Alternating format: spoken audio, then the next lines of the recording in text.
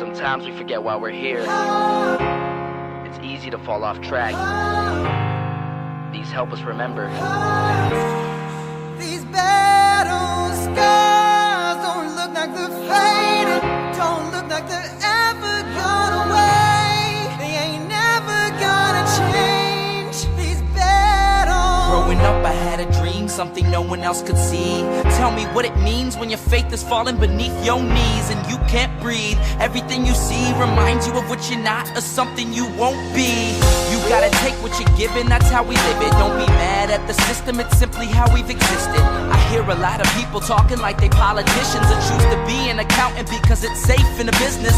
Not because they wanna do it, just because they heard it pays. And who the fuck wants to be poor knowing that's how we've been raised? Society is getting heavy, I can feel the weight. The pressure of success is like 100 million pounds of shame. And that's the reason I'm staying up late, trying to find a way to escape the stereotypes this day and age is making me feel like the only way I'll be happy is getting signed to a label and making money through rapping. I wanna share my emotion because this world is attacking the very principle of life that lets the people be happy.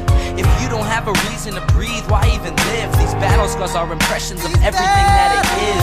Scars don't look like they're fading, don't look like they're ever gone away. They ain't never gonna change. These battle scars don't look like they're fading, don't look like they're ever gone away. They ain't never gonna change. These battles. Now, if I had a voice that reached 100 million people, I'd tell them there's a reason that we're all created equal. Cause some decide to be great and some decide a sequel to an average person's life is simply what they want to be. So you make your decision, all I know is what I'm given. Won't define the life I lead or the way I dwell in existence. I've seen a greater image on the walls of where I'm living, and the words twisted and scripted remind me of something written. Faith is a gift that is given down to the people. If one believes it, one receives it. It's given if it is needed. Don't ever think you're trapped in a life that you never wanted. Your options are infinite, that's some mathematical logic. I'm not saying I'm a prophet, I'm speaking for what it's worth. These lyrics define my prayers and these battle scars on my church. Not saying I'm a prophet, I'm speaking for what it's worth. These lyrics define my prayers, these battle scars on my church. Scars don't look like they're fading, don't look like they're ever gone away. They ain't never gonna change. These battle scars don't look like they're fading, don't look like they're ever gone away. They ain't never gonna change.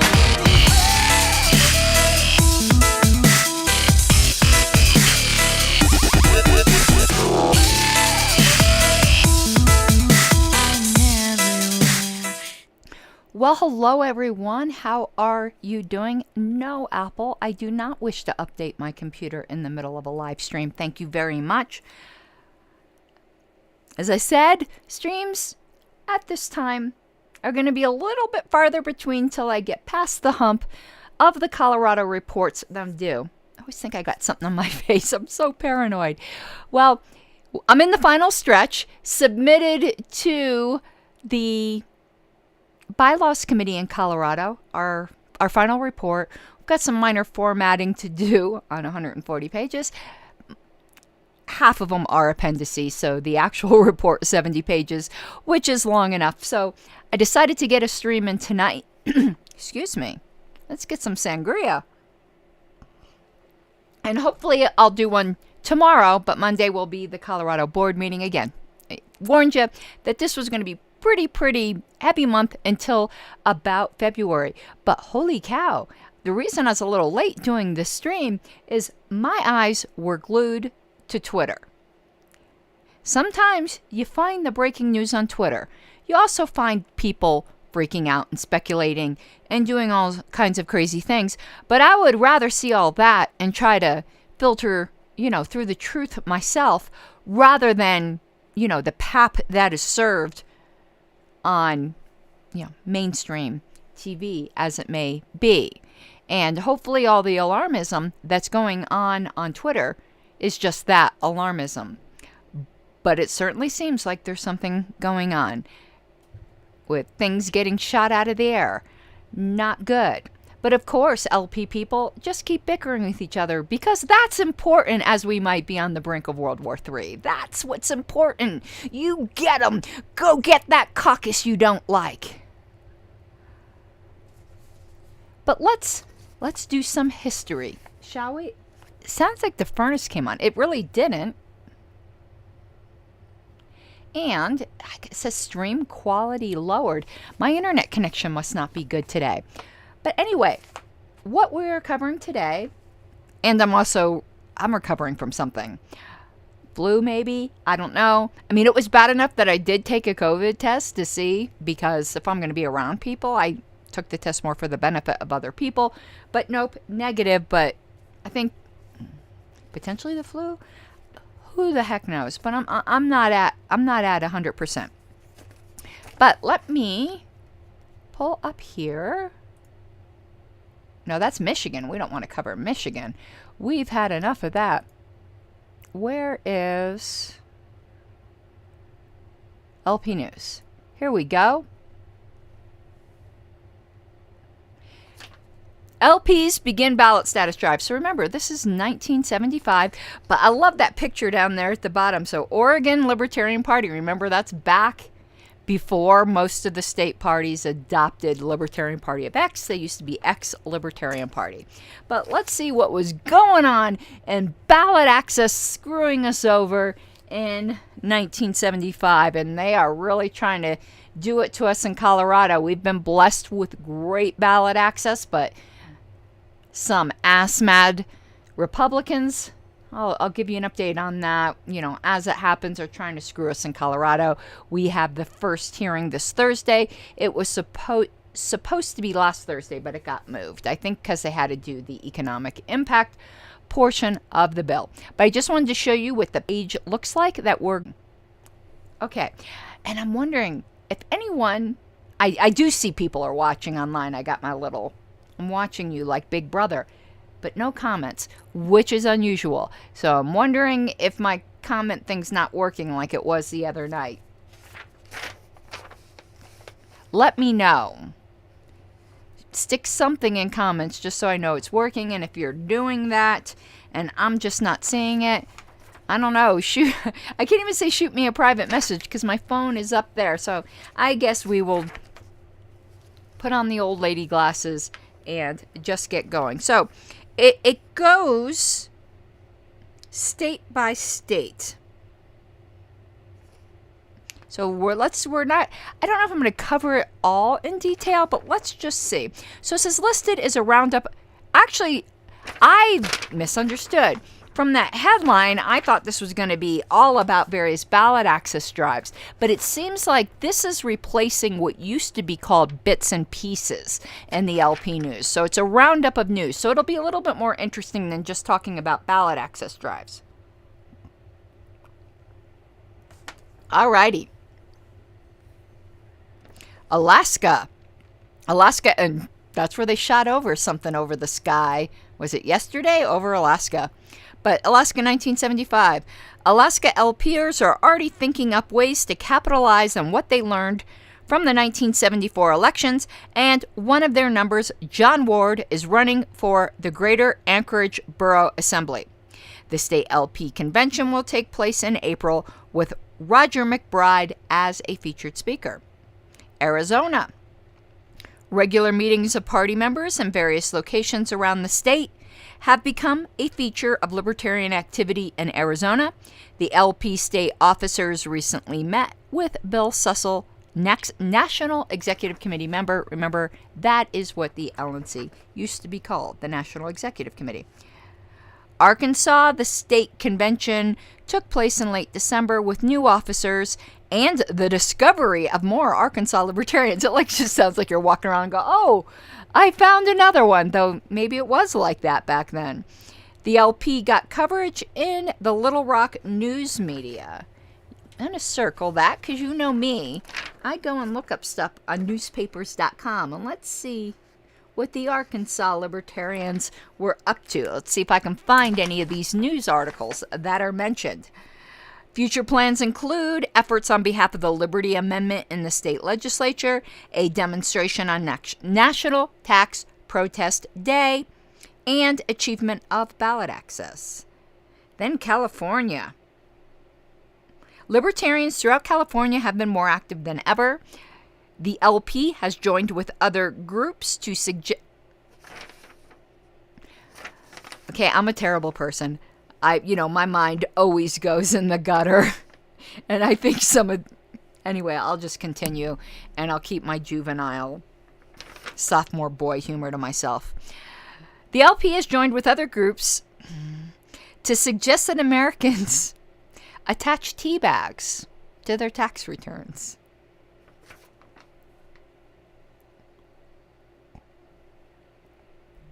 I'm okay.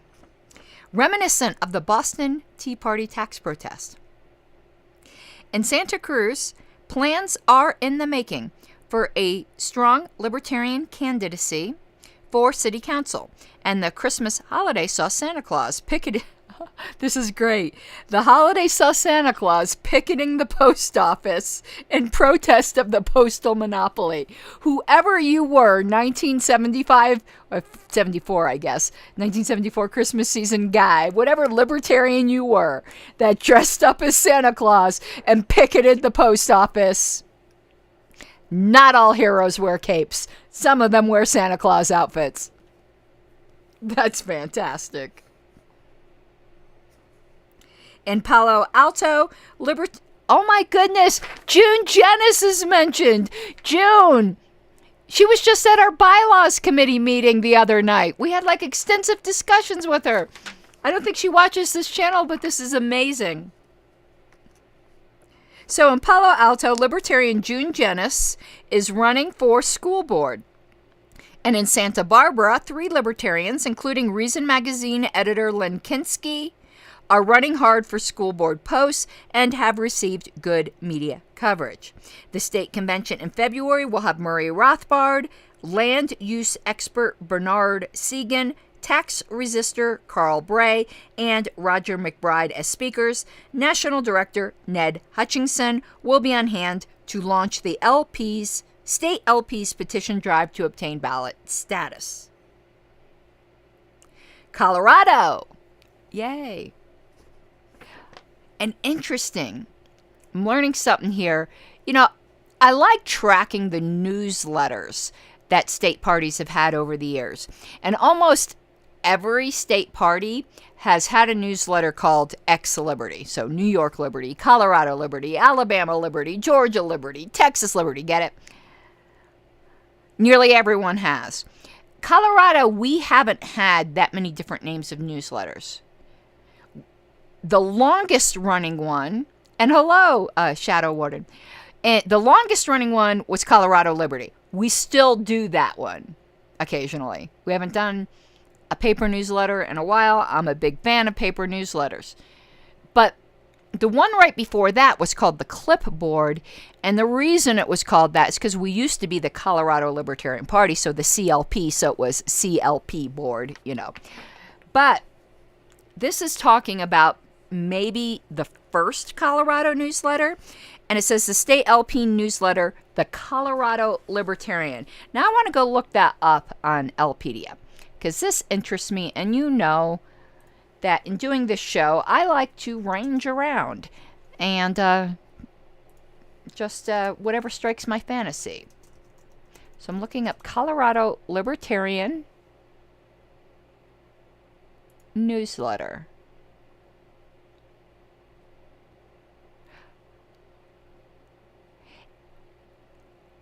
This is an now I am going to be able to update this on LPedia because check this out. I'm going to share. Let me just hide the chat for a second. I'm going to share the screen. So this is Colorado Libertarian. It's a publication produced by Libertarian Party of Colorado staff and was intended as a monthly update to members about what's happening in the Colorado Libertarian Party. There's 2 periods there. Got to fix that. There are only 2 publications under this name, February and March of '85. After these 2 publications, the name was changed to Colorado Clipboard, which is what I was telling you guys about. But we're reading a 1975 newsletter that mentions it.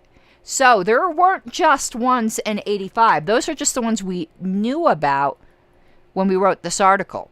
So now we know that the Colorado Libertarian had been around since at least 1975. But let's look at one of these 85 editions. We're just going to take a peek at it.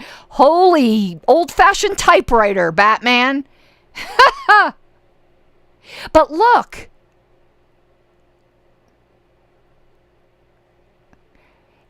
We're learning more here. It says, welcome to the first edition of the Colorado Libertarian newsletter. But that's not right.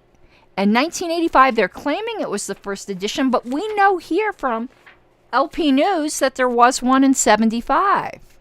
And then it says Colorado Liberty. So it looks like the Colorado Libertarian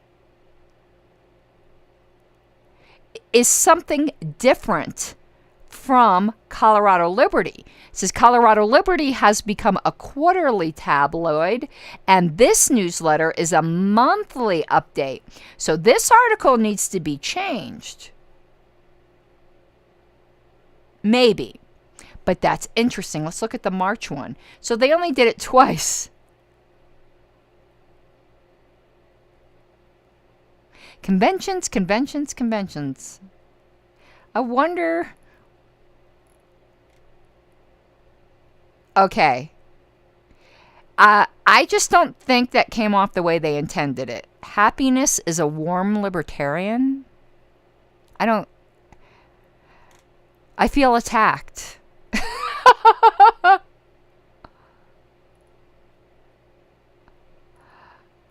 Okay, well, interesting. I'll need to update that article. That's one reason why I really, really enjoy doing these LP News. I'm trying to figure out how to get my camera back on. There we go.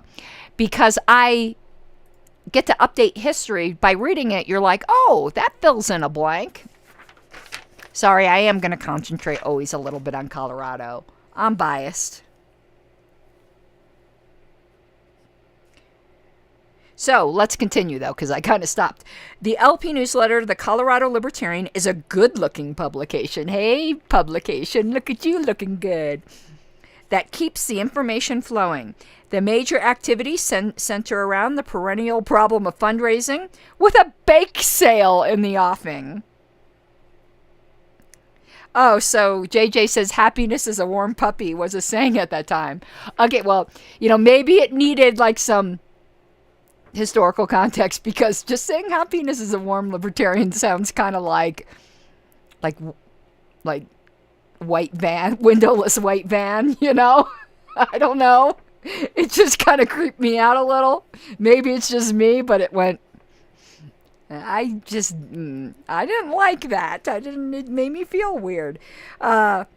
Vigilant libertarians have broadcast the LP answer to the inflation problem on a Denver radio station. Florida. Party members in Florida have been treated to a large number of conferences and discussions on topics ranging from gold to retreatism. LPers in the Miami area have done a great job monitoring the local media and bringing crucial issues to the attention of members. Georgia news from the LP here makes it sound like they're writing from Georgia, but they're not. I know they were in California. Just interesting. It should be the LP there, I think. Includes a talk by economist Paul Craig Roberts and a taped lecture series by Murray Rothbard. A membership drive is underway and ballot requirements have been clarified for potential LP candidates. The Hawaii, the Libertarian newsletter, free. Haven't seen any editions of that yet. That's something I'm on the hunt for. Keeps a running commentary on issues of the day. It reports that National LP Chairman Ed Crane recently met with libertarians in Hawaii and did a 2-hour stint on a Honolulu radio show. Illinois, the 1974 state LP convention took place in Chicago last December and attracted over 130 people from around the state, and significant news coverage. Features included a panel discussion on gold investment, a talk by Roger McBride. You notice it's the same people over and over. This was a very, very small movement. An appearance by tax resistor Carl Bray, who later went on local radio. To the south in Carbondale, Libertarians received attention by picketing the IRS offices, and Libertarian Irene Altschuler is the only candidate opposing the incumbent for the office of mayor. Now, I'm telling you, the style in this newsletter, or LP News, is not to capitalize the word libertarian. You never see that today. And that could be because they didn't have ballot access or official party status. We were still growing into our identity. If I find it jarring now, reading an official LP newsletter and seeing it small L libertarian, because that's now become a distinction that I don't really think was one back then. Kentucky, Libertarian Front. The Kentucky LP's newsletter continues to publish thoughtful opinion pieces along with party information. A series on children's rights has just concluded, to be replaced by an analysis of fair trade laws. Good topics to focus on. News from Massachusetts includes we moved on to Massachusetts, obviously. Extensive and helpful election analyses. A supper club-style discussion group is now forming. First speaker. Harvard philosopher Robert Nozick, a libertarian whose new book, Anarchy, State, and Utopia, has received widespread attention. You all know I'm a huge fan of that book. 2 LPers appeared on hour-long radio talk show. I need a drink first. Michigan. Back in more peaceful times. Various chapters of the Libertarian Alternative. What is that? Is that another group? Which included many Michigan LP members have established regular discussion and educational groups with heavy emphasis on Ayn Rand's thought. Interest is growing in the activities of an LPer who has refused to contribute or receive money for Social Security.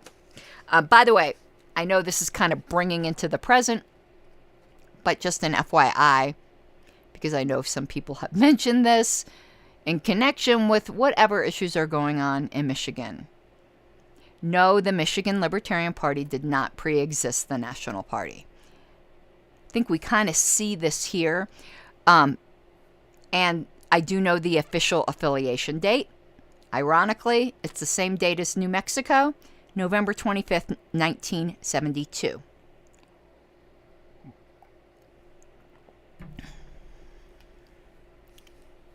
Just some information for people who are saying something incorrect. Now, there might have been groups that called themselves libertarians, but there wasn't a libertarian party.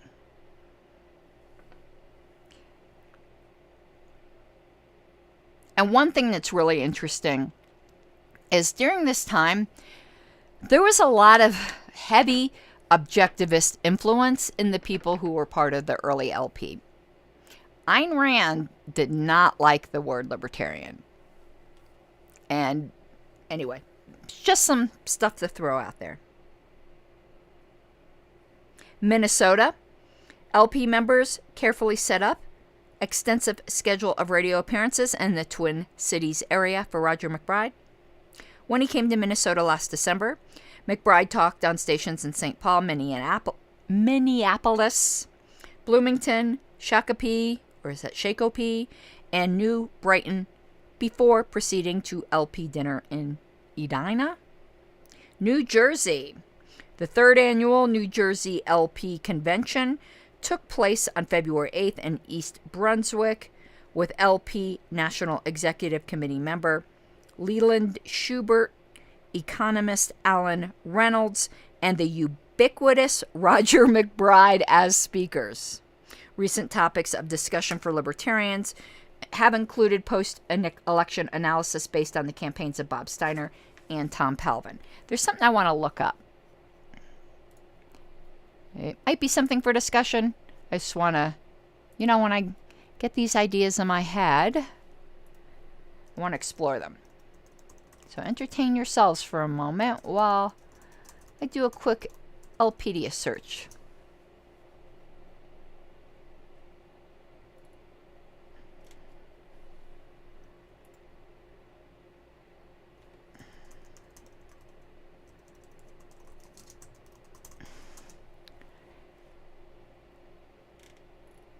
Might not be any information on what I am looking for, but let's look at this.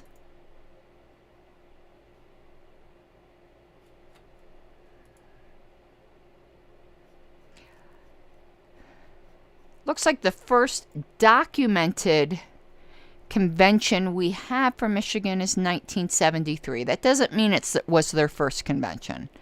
It's the first documented one I had on May 4th through 5th, 1973, at the Pick Fort Shelby Hotel in Detroit, Michigan. That's all we know about it. Probably would have gotten that from an issue of LP News. I was just curious if I had any earlier conventions than that. Oh, one second. I want to read a quick email here.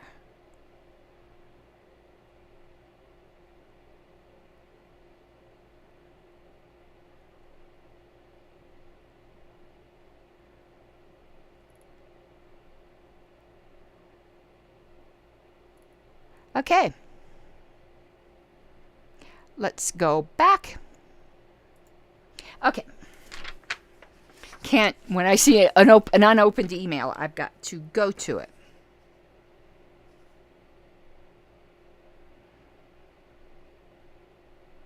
Alrighty. New York. Reverberations are still being felt from the high-energy campaigns conducted by LP candidates Tuchelli, Cohen, Guy Riggs, and others. Riggs, an assembly candidate, wrote an article for an update newspaper explaining his candidacy, and Cohen's challenge to minimum wage laws is still being felt in the courts. New York LPers are excited that the National Convention will be held in Fun City. The November-December issue of the Free Libertarian includes this interesting comment from State Chairman Ray Strong. Our TV commercial did attract a lot of attention, but a few informal surveys showed that no one had seen a Tuchelli commercial, while everyone had seen the one where the bureaucrats rip the shirt off the taxpayer. So we ended the campaign with a lot of media attention, which did not translate into votes. And you know what? We are on, about 40 minutes in. And I want to keep these shows a bit shorter. And this is just various potpourri. And as I said, got a lot of work to go back to. But I wanted to give you just a little bit of the LP news. So I am going to bid you adieu for this evening. Unless there are anything that needs to be talked about in chat. Why do I show this clock shows 40 minutes, but my live clock shows a half an hour? And that's really what I want to keep it around, is about a half hour for these shows, unless things get really, really intensive. A few of you have upped your patronage, I guess is the way I should put it, and I super, super appreciate it. So if you enjoy this type of content, will you please consider becoming a patron of mine at patreon.com/Pink Flame of Liberty. And if you're watching on Twitch, it costs you nothing to your Amazon Prime. You can support a Twitch streamer with your Amazon, if you have Amazon Prime, with your Amazon Prime membership, and it costs you nothing. You just need to go under the Amazon Prime section in Twitch and say, this month's subscription goes to X streamer, and I would appreciate it if you would do that for me. Unfortunately, they do make you renew it every month, and you can switch streamers each month if that's what you choose.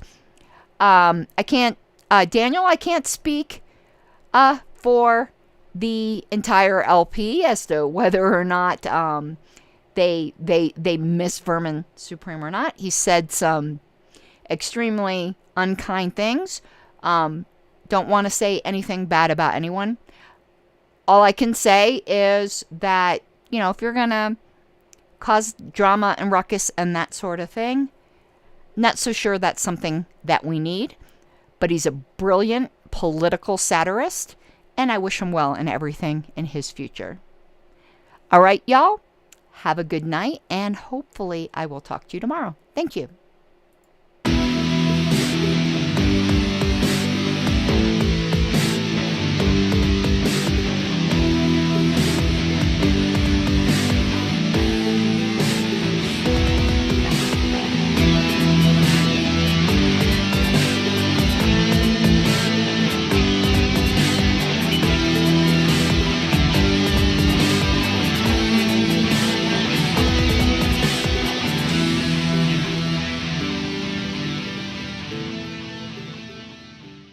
Gotta take what you're given, that's how we live it. Don't be mad at the system, it's simply how we've existed. I hear a lot of people talking like they politicians and choose to be an accountant because it's safe in a business, not because they want to